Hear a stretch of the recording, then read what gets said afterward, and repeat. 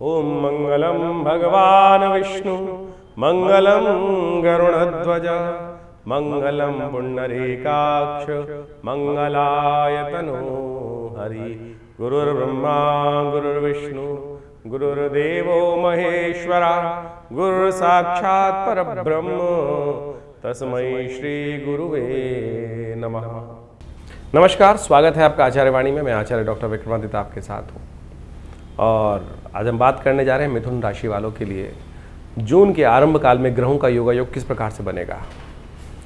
यदि सबसे बड़ा महत्वपूर्ण परिवर्तन किसी राशि में होगा या होके चुका है या होने वाला है तो हम कहेंगे मिथुन राशि में ही वो योग बनने वाले हैं। अतिचारी बृहस्पति आपकी राशि में पदार्पण कर चुके हैं और ये माने कि जेठ के महीने में सबसे बड़े परिवर्तन इस वर्ष में जो होने के योग बन रहे हैं वो इसी महीने जेठ में बने। देखें, इस जेठ के महीने में इन 30 दिनों में विशेष तौर पर संपूर्ण ग्रहों का परिवर्तन होने का योग बना। बृहस्पति, राहु, केतु, शुक्र, बुध, मंगल और चंद्रमा इत्यादि तो परिवर्तन की तरफ जाते रहते हैं।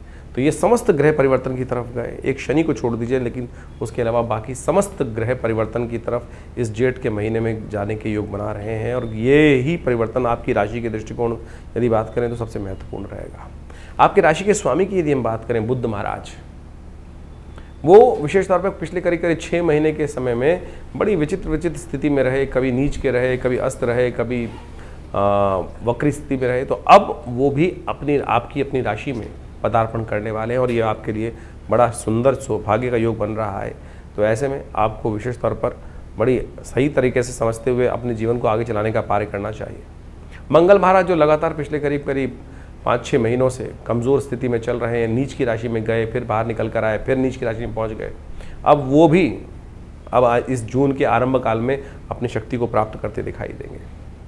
तो ऐसे में विशेष तौर पर कुछ खास उपाय करने की ज़रूरत है आपकी राशि में। क्यों ये बात समझ लें, क्योंकि सफलता, हर चीज़ को हम जब कार्य करते हैं तो उसमें सफलता जो सिद्धि है वो देखी जाती है। अभी शनि ने खेल बिगाड़ रखा है आपकी राशि के दृष्टिकोण से। सफलता वाले भाव में वो स्वयं अपना आसन जमा के बैठ गए हैं।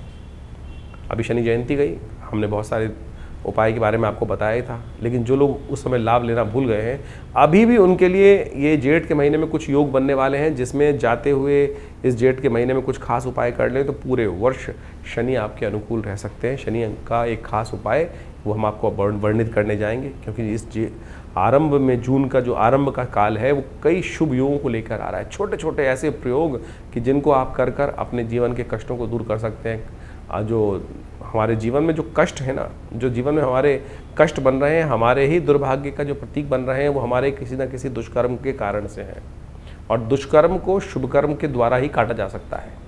तो उस सिद्धांत को समझते हुए आपको सही रूप से हमारे इस चैनल पे जो हम दैविक वैदिक ज्योतिष के अनुसार से हम बात करते हैं।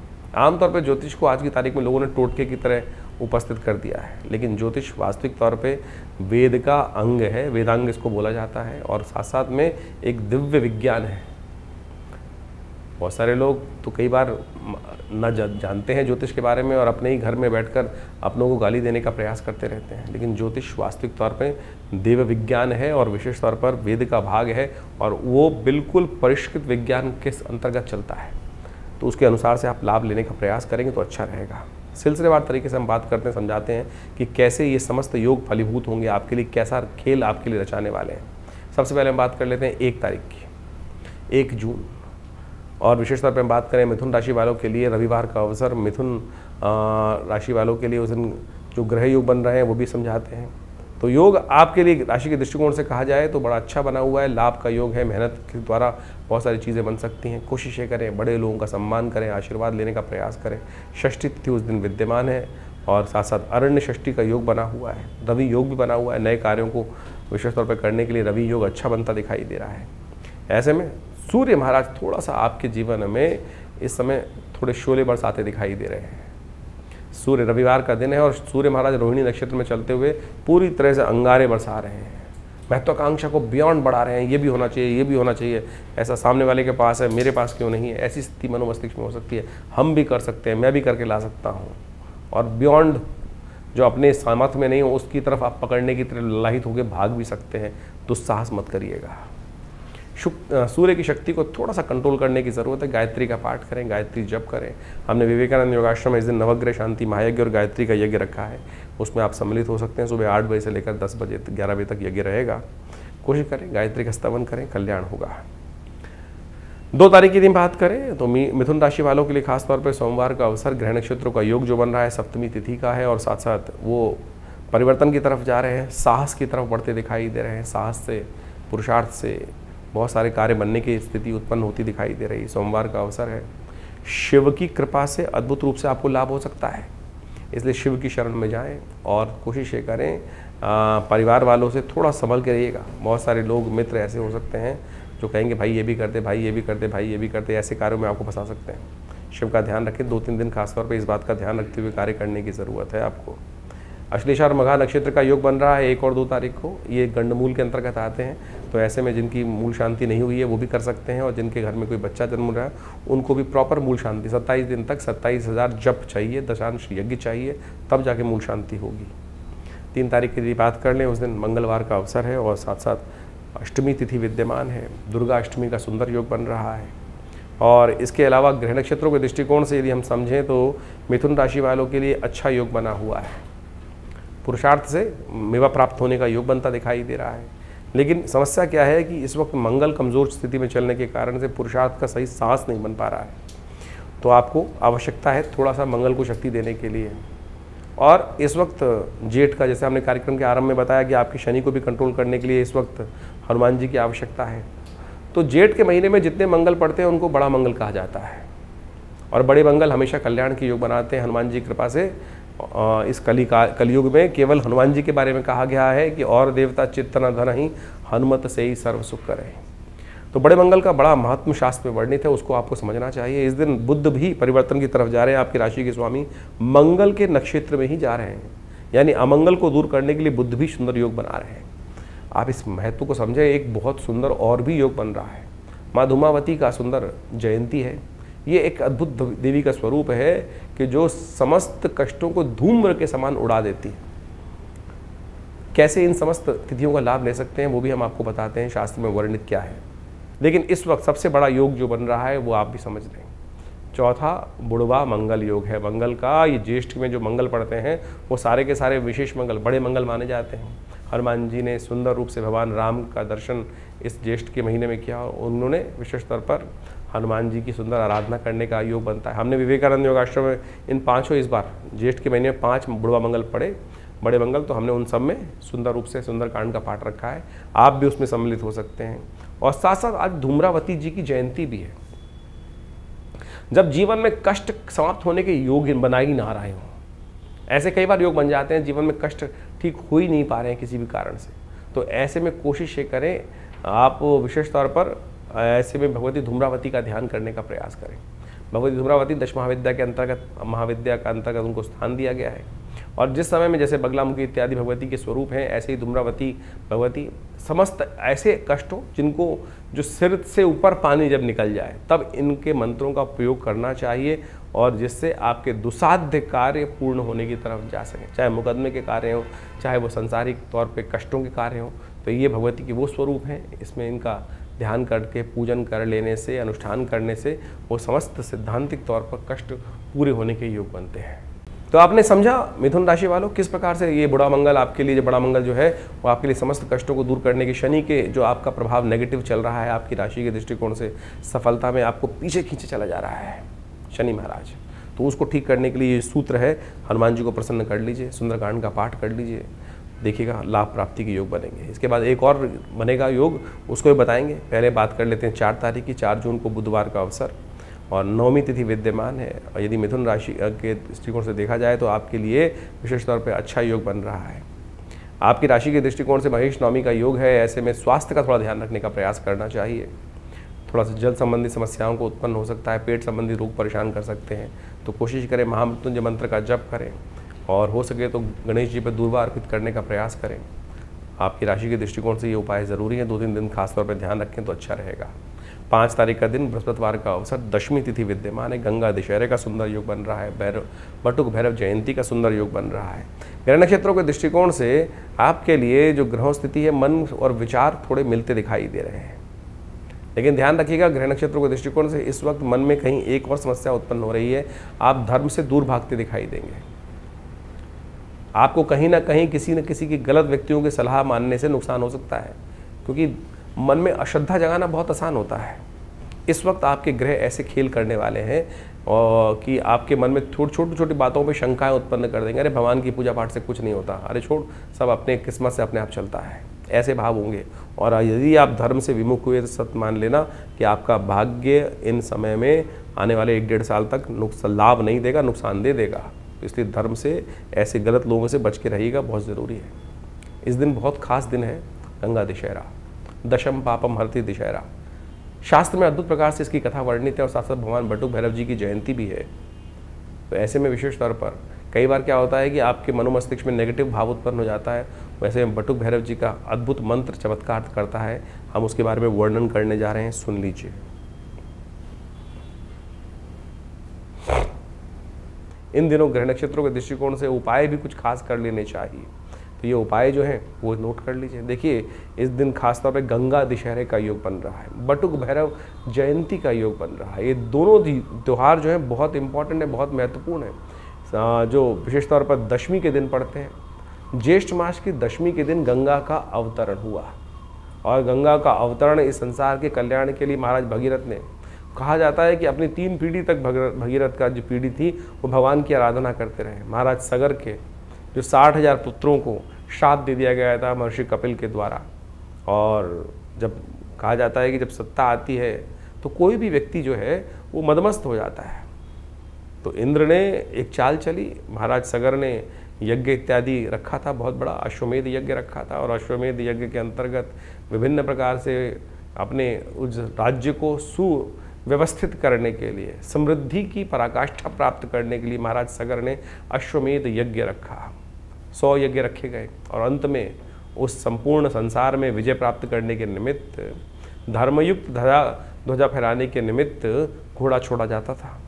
वो घोड़ा जहाँ जहाँ जाता था वो राज्य समस्त थे, वो राजा का आधिपत्य स्वीकार करते थे। तो कहा जाता था कि वो जो घोड़ा पकड़ लेता था उसके साथ युद्ध होता था। तो वो जो घोड़ा था, इंद्र ने क्या किया, उसको चुराकर उस घोड़े को महाराज जहाँ पर कपिल मुनि विश्राम कर रहे थे, कपिल मुनि साधना कर रहे थे, वहाँ ले जाके बांध दिया। महाराज सगर के पुत्र जगह जगह घूमते घूमते वो ढूंढते ढूंढते घोड़े को पहुँचे और महाराज कपिल जहाँ पर साधना रत थे वहीं जाके बांध दिया। जब सत्ता में मदमस्त थे, इतना बड़ा यज्ञ चल रहा था और महाराज सगर से बड़ा प्रतापी राजा कौन था उस वक्त? उनके पुत्र, 60,000 पुत्र वहाँ पहुँचे। तो उन्होंने महाराज कपिल मुनि को पहचाना नहीं, उपहास कर दिया कि अरे साधना करने बैठ गए हो, वट समान हो गए हो और ये चोरी करने का कार्य करते हो। शांत झील में पत्थर मारने का प्रयास कर रहे थे। कपिल मुनि की साधना किसी प्रकार से टूटी और उन्होंने क्रोधवश उन जैसे ही सगर पुत्रों को, अहंकारी सगर पुत्रों को देखा, उन सबको भस्म कर दिया। उस तप, जो योग तप के बल से वो सब के सब भस्म हो गए वहाँ पर। महाराज सगर को जब ये पता चला तो उन्होंने बहुत प्रयास किया, लेकिन जब जो कार्य हो चुका था, लेकिन अब उनकी मुक्ति का मार्ग जरूर चाहिए था। उनकी मुक्ति हो सकती थी गंगा जल से ही, गंगा के पदार्पण से ही। तो उनकी समस्त पीढ़ियाँ लगातार 3 पीढ़ी तक उनकी पीढ़ियाँ माँ भगवती गंगा को प्रसन्न करने का कार्य करती रहीं।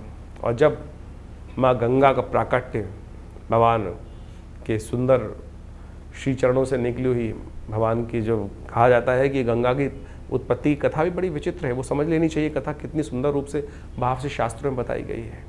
वामन अवतार के समय में जब भगवान ने 3 पग में समस्त भूमि को नाप लिया था, तो जब भगवान विष्णु का वो पग जो था वो ब्रह्मलोक पहुंचा था, तो तब ऋषि साक्षात ब्रह्मदेव ने उन चरणों को धोने के बाद अपने कमंडल में जो जल रख लिया था वही गंगा थी, वही गंगा बनी।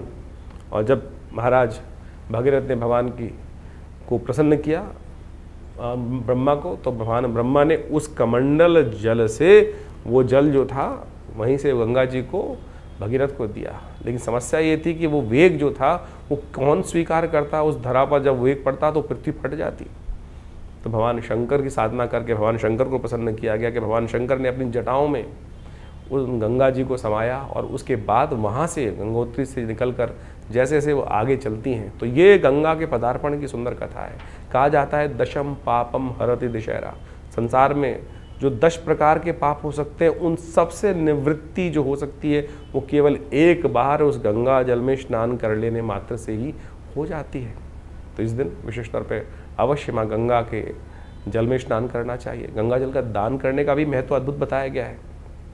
तो ये सब चीज़ें अवश्य करने का प्रयास करें, माँ गंगा की सुंदर आरती करें और समस्त पाप नाशिनी गंगा का सुंदर स्तवन करें, कल्याण का मार्ग प्रशस्त होता है। उसके साथ साथ बटुक भैरव जयंती भी है इस दिन।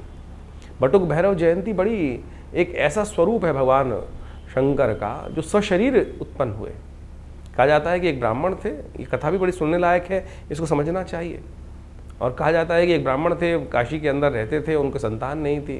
भगवान से आशीर्वाद प्राप्त करने के कारण से सशरीर पूरे शरीर के साथ शिवलिंग से प्रकट हुए भगवान बटुक भैरव, और ये 8 साल के बच्चे के स्वरूप में है। इनका मंत्र है ओम ह्रीं बटुकाय आपत उद्धारणाय कुरु कुरु बटुकाय ह्रीं स्वाहा। समस्त आपत्तियों से रक्षा करने वाले, कैसे भी तांत्रिक प्रयोग हो, कैसे भी जीवन के कष्ट हों, कोई भी किसी ने नज़र लगा दी, कुछ लगा दी, तो यदि उन भगवान का और बटुक भैरव जी के इस मंत्र का जप कर लिया जाए, और उनके भी एक विधि है।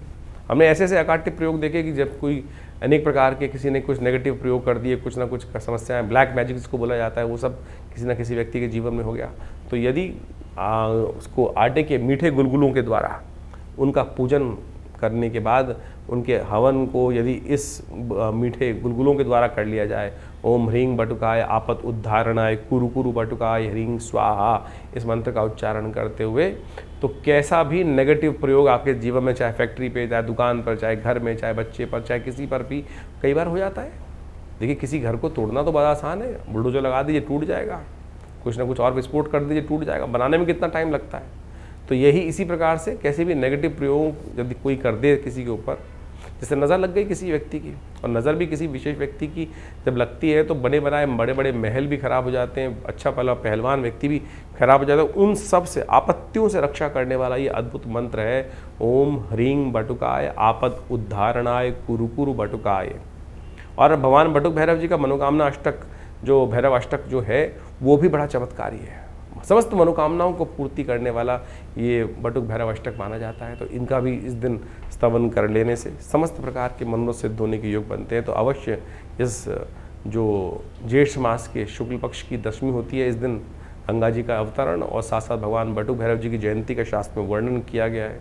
तो आप इन दोनों उत्सवों को आनंदपूर्वक मनाएं और सुंदर रूप से अपने कष्टों को दूर करने के लिए इन सब विधियों का सहारा लीजिए। शास्त्र में वर्णित है, हमने हज़ारों लोगों पर इसका प्रयोग करके देखा और बिल्कुल चमत्कारिक है।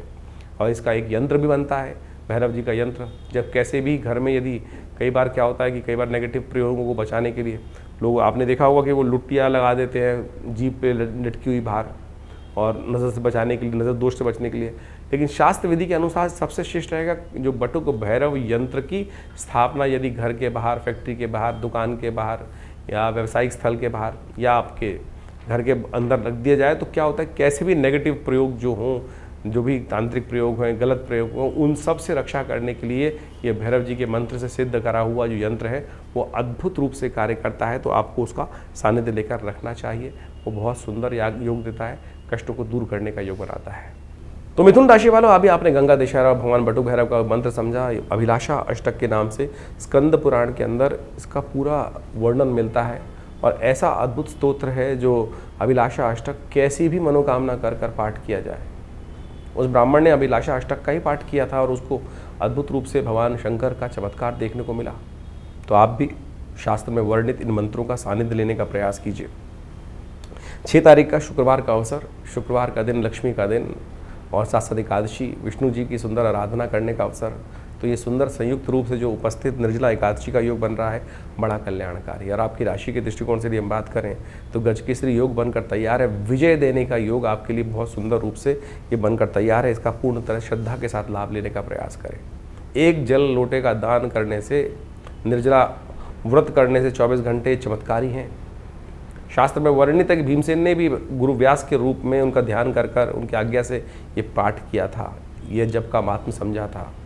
शास्त्र में वर्णित कथा मैं आपके समक्ष उपस्थित करता हूँ। इस दिन निर्जला एकादशी है, ये भीमसेन एकादशी के रूप में भी जानी जाती है।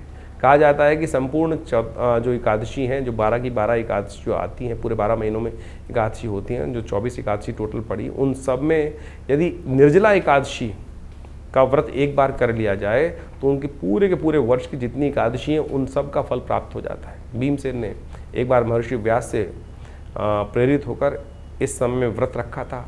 जेठ के महीने में तप रहा हो सूर्य, और ऐसी स्थिति में जब विशेष तौर पर आप समझें कि जो रोहिणी नक्षत्र में सूर्य चल रहे हों और ऐसे में ताप पड़ रहा हो, पूरी तरह से नव तपा का समय चल रहा हो, और ऐसे में जेठ में ये एकादशी पड़ती है, तो ऐसे में पूरी तरह से निर्जल, एक क्षण मात्र, एक जो बिंदु मात्र भी जल अंदर ना जाए, केवल आचमन करने की आज्ञा होती है कि इतनी कि बस केवल मुंह में जो पानी जो आचमन करने की आज्ञा उतना ही, यदि शौच इत्यादि की बात करना पड़े तो वो ऐसे में केवल पूरा सूर्य उदय से लेकर अगले दिन सूर्य उदय तक निर्जल तौर पर रहते हुए, व्रत रखते हुए, यदि भगवान का स्तवन करते हुए, भगवान की कथा का पाठ करते हुए, ओम नमो नारायणाय, ओम नमो भगवते वासुदेवाय का स्तवन करते हुए, ये नहीं सोचते हुए कि आज जल नहीं मिला, आज जल नहीं मिला, जल नहीं मिला, ऐसे ही करते करते व्रत नहीं रखना है। भगवान का स्तवन, भगवान की कथा करते हुए कार्य करना चाहिए, और उससे आपकी समस्त मनोकामना सिद्धि के योग बन जाते हैं। तो ऐसे में देखिए, लोग पुण्य कमाने के लिए इस दिन जल का दान करते हैं।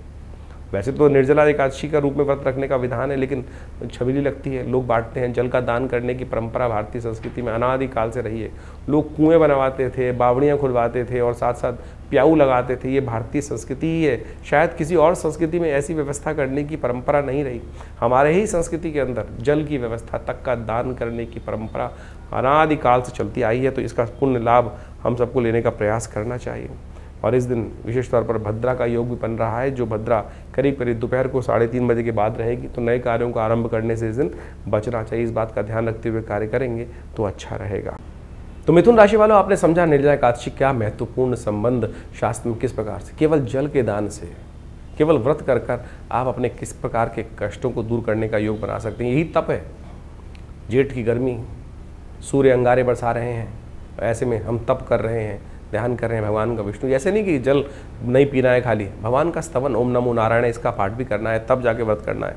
इस दिन बुध भी आपकी राशि में प्रवेश करने का योग बना रहे हैं। बड़ा सुंदर योग बनकर तैयार है। तप का लाभ भी देने को तैयार है। बुध कुछ दिन बाद उदय भी हो जाएंगे। तो अब पूरी तरह से बुध आपके लिए कई चीज़ों को ऑर्गेनाइज करने के रास्ते की तरफ जा रहे हैं। बृहस्पति पहले से विराजमान है। बड़ा सुंदर योग बनकर तैयार है। 7 तारीख की यदि हम बात करें तो विशेष तौर पर इस दिन शनिवार का अवसर, द्वादशी तिथि विद्यमान है। गजकेसरी योग बनकर तैयार हो गया है।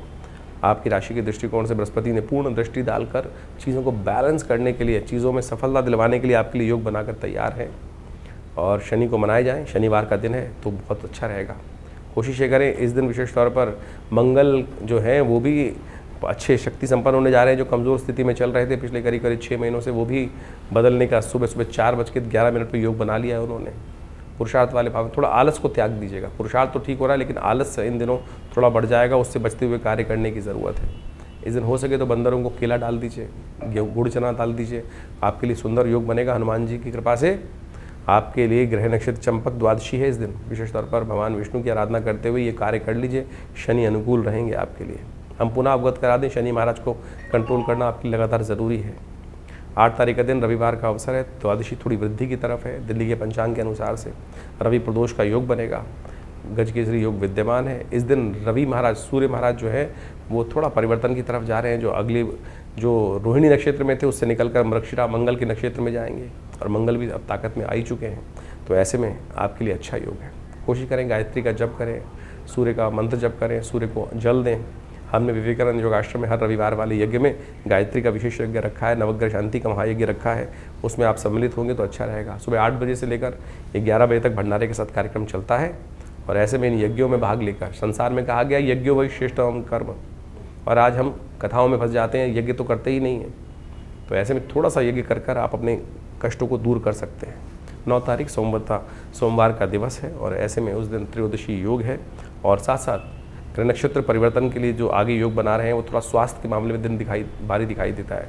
आगे आने वाले 2-3 दिन स्वास्थ्य के मामले में बहुत ध्यान रखें। गर्मी ज़्यादा है, स्वास्थ्य के लिए थोड़ा सा ध्यान रखें। पानी की मात्रा अच्छा रखें, हाइजीन का ध्यान रखें, नहीं तो कहीं ना कहीं थोड़ा सा स्वास्थ्य के मामले में स्ट्रेस कहीं ना कहीं दुख दे सकता है। सर्वार्थ सिद्ध योग विद्यमान है। नए कार्यों को करने के लिए दिन अच्छा बनेगा, लेकिन दोपहर को 3:30 बजे के बाद ही कार्य करने का प्रयास कीजिएगा हो सके तो महामृत्युंजय मंत्र का जप करें, चावल का दान करें, आपके लिए अच्छा रहेगा। महामृत्युंजय मंत्र इस प्रकार से है, ओम हौं जुं सह ओम भूर्भुवः स्वः ओम त्र्यंबकं यजामहे सुगंधिं पुष्टिवर्धनम उर्वारुकमिव बंधनात् मृत्योर्मुक्षीमामृतात् स्वबुवं सहजुं हों ओम। 10 तारीख की बात कर लेते हैं। 10 तारीख के दिन मंगलवार का दिन है और मिथुन राशि वालों को समझना चाहिए ग्रह नक्षत्रों के दृष्टिकोण से शनि को मनाने की ज़रूरत है। इस वक्त हम कई बार स्ट्रेस डाल रहे हैं, ऐसे ही नहीं डाल रहे हैं, बहुत ज़रूरी है इसलिए बता रहे हैं, क्योंकि सफलता पे सब कुछ मेहनत करने के बाद भी शनि महाराज वहाँ लगातार 2 साल, अभी 2.5 साल रहने वाले हैं। इसलिए कम से कम इस वर्ष को ठीक करने के लिए अंतिम दिवस है आपके पास। शनि महाराज को मनाने के लिए अंतिम जेठ का अंतिम बड़ा मंगल पड़ रहा है, फिर 1 साल बाद ये बड़ा मंगल का योग पड़ेगा। और बड़े मंगल का महत्व हमने पहले भी समझाया आपको कि जिस दिन हनुमान जी ने सबसे पहले अपने उस कल्प में भगवान राम के दर्शन किए थे और दर्शन लाभ से समस्त कष्ट दूर होते हैं। तो एक बात ध्यान रखिएगा, हनुमान जी के मार्ग से जो भक्त भगवान राम के दरबार में पहुंचते हैं, भगवान राम उनको करीबी नहीं त्यागते। सुग्रीव जी बड़े दल बदलू थे, हर मान में शंका उत्पन्न करते थे, किसी पर विश्वास नहीं करते थे, तब भी भगवान राम ने स्वीकार किया। क्यों? भगवान राम ने स्वयं कहा इस बात को कि इसलिए स्वीकार कर रहे हैं क्योंकि हनुमान जी ने, लक्ष्मण जी ने एक बार प्रश्न चिन्ह लगाया कि इनको संभालना बड़ा मुश्किल पड़ेगा सुग्रीव जी को, कि हर क्षण मन बदलता रहता है इनका।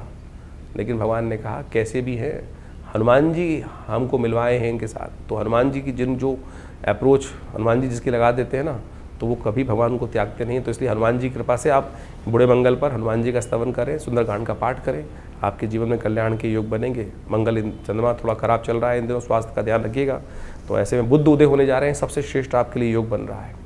सत्यव्रत भी इस दिन रहेगा। हमने विवेकानंद योगाश्रम में इस बड़े मंगल पर, अंतिम बड़े मंगल पर सुंदरकांड का पाठ रखा है। आप भी स्वयं अपने नाम से भाग ले सकते हैं, स्वयं आके भाग ले सकते हैं। शाम को एक कार्यक्रम यज्ञ के साथ 5 बजे से आरंभ होगा, रात की 11 बजे तक चलेगा। सादर आमंत्रित रहेंगे विवेकानंद योगाश्रम में। इन सुंदर आध्यात्मिक मार्गों को समझें। यह आध्यात्मिक मार्ग ही जीवन के कष्टों को दूर करने वाला है, और नहीं तो आप पहने जाइए लाखों रुपए की अंगूठियाँ या कुछ और करते जाइए, उन सब से कुछ नहीं होने वाला है। इसलिए श्रद्धा के साथ समर्पण, श्रद्धा का समर्पण करेंगे तो वो अच्छा रहेगा। जो ज्योतिष का ग्रह योग आपने अभी समझा, किस प्रकार से ज्येष्ठ के अंतिम भाग में, ज्येष्ठ मास के अंतिम भाग में जो ग्रहों का योग बन रहा है, विभिन्न परिवर्तन के योग बने इस ज्येष्ठ के मास में। यानी अगर ज्योतिष के दृष्टिकोण से आप देखें कि शनि को छोड़कर बाकी समस्त ग्रह अपनी अपनी राशि से परिवर्तन का योग इस ज्येष्ठ के महीने में बना चुके हैं, और इन सब का प्रभाव आपकी जन्मपत्री के अनुसार से आपके जीवन पर गोचर का प्रभाव अवश्य हो रहा होगा। और उस प्रभाव को यदि समझा सकता है, कोई समझ सकता है, तो ज्योतिष की गणना के द्वारा ही समझा जा सकता है। इस समय की चाल को समझना ही सबसे बड़ा महत्वपूर्ण है। देखिए, ये वैज्ञानिक युग है, इसके अंदर कुछ भी हम जो भी कार्य करते हैं उसको एनालाइज कर लें, समझ लें क्या कुछ प्रभाव कर रहे हैं, क्या करने से क्या प्रभाव उत्पन्न होगा, उसको अच्छे से एनालाइज किया जा सकता है।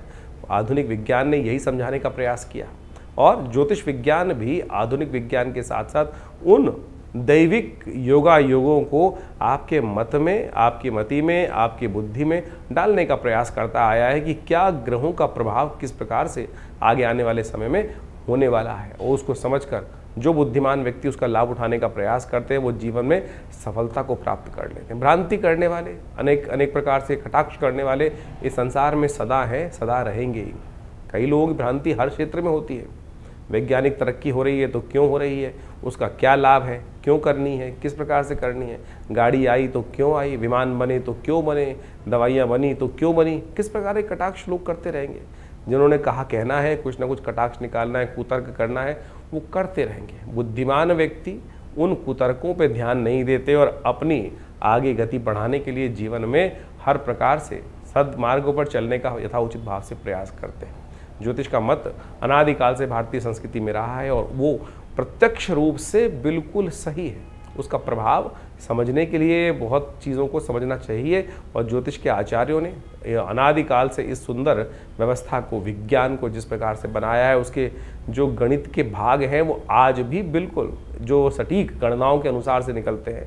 सोचें कि अनादिकाल में जिस प्रकार से हमारे ऋषि मुनियों ने केवल गणित के सूत्रों को लगाकर उन व्यवस्थाओं को, आकाशीय मंडल में घटने वाले उस योग को उन गणित की गणनाओं के माध्यम से जो कागजों पे उतारा, वो बिल्कुल आज भी प्रत्यक्ष रूप से 100% सत्य निकलता है। इसको भी आपको आश्चर्य के तौर पे स्वीकार करना चाहिए। तो फिर कैसे विज्ञान नहीं है? तो तथाकथित तौर पर बहुत सारे लोग अनेक प्रकार से आपके मनोमस्तिष्क में विडंबनाएं उत्पन्न करने का प्रयास करेंगे। बुद्धिमान व्यक्ति अपने जीवन को सही राह पर डालने के लिए इस विज्ञान का लाभ लें और उससे, हाँ, कई बार ऐसी समस्या हो जाती है कि हम कई प्रकार से भ्रांति में फंस जाते हैं।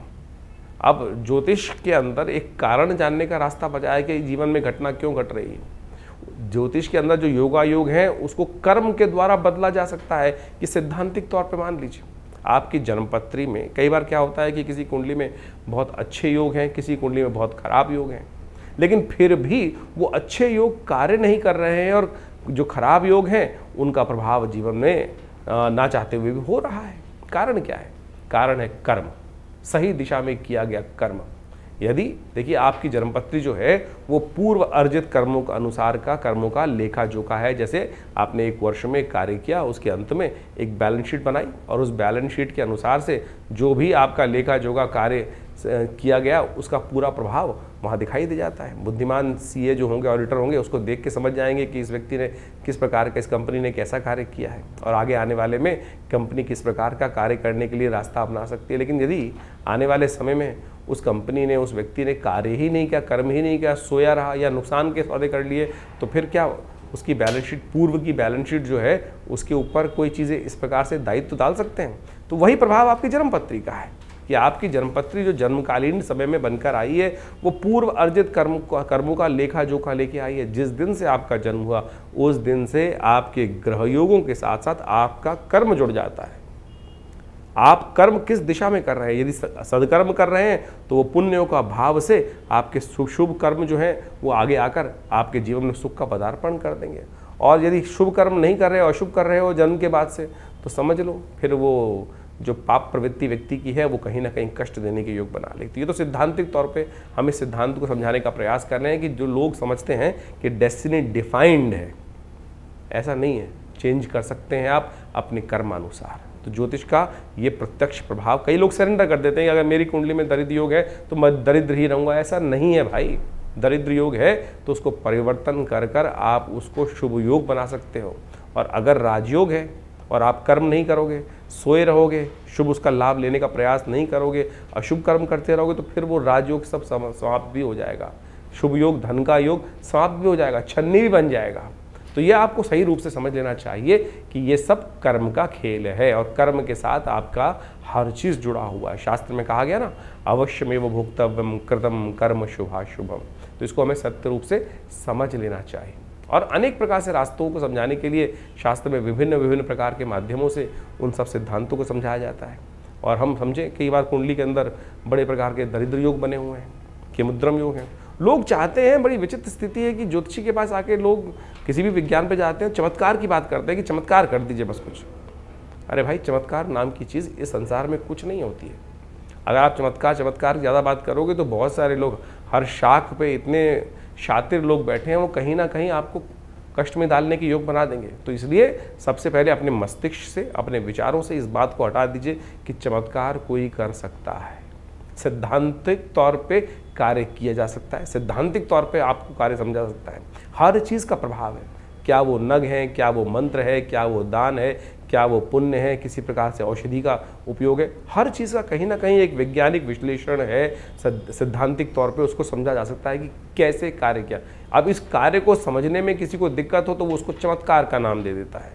तो इसलिए इस बात को सही समझ लें कि चमत्कार नाम की कोई चीज़ होती नहीं है। जिस चीज़ का वैज्ञानिक विश्लेषण हमको समझ में नहीं आ रहा है, प्रोसेस समझ में नहीं आ रहा है, तो हम उसको तथाकथित तौर पे चमत्कार की गणना में ला के खड़े कर देते हैं।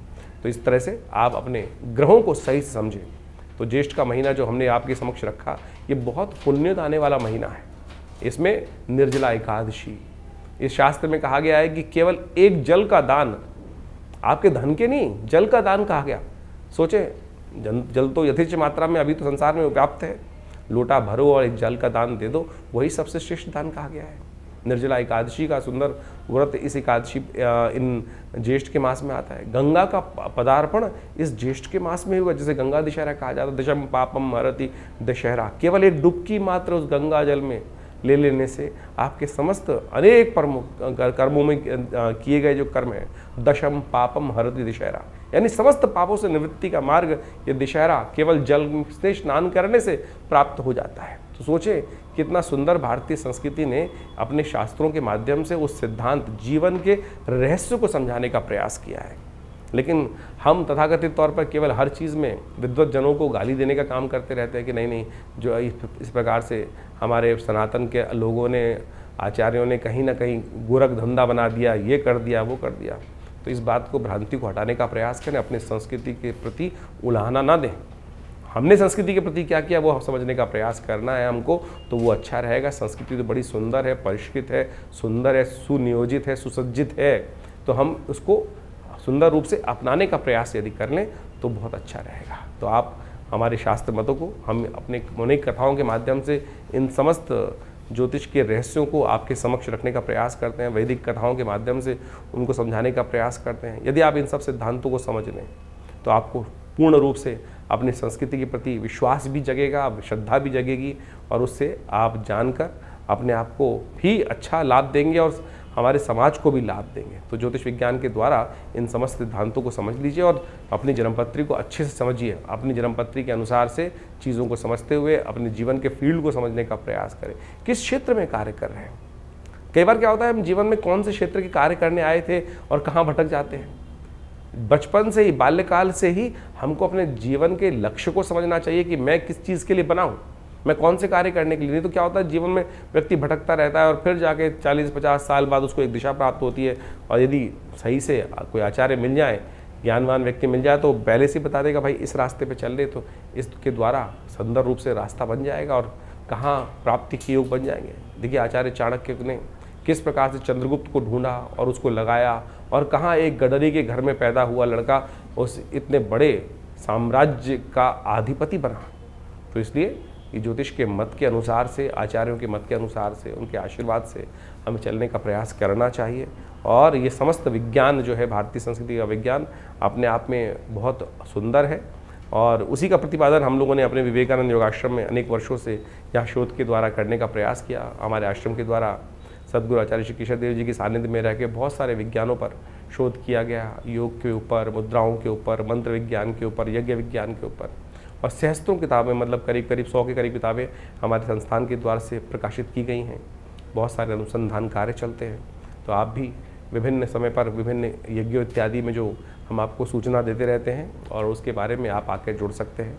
और विभिन्न रूप से आश्रम की जो गतिविधियाँ हैं, अस्पताल है, मंदिर है, और साथ साथ यज्ञ इत्यादि की जो कर्म है, उनमें सब में जुड़कर लाभ लें। आपके जीवन में कल्याण का मार्ग प्रशस्त होगा। धन्यवाद।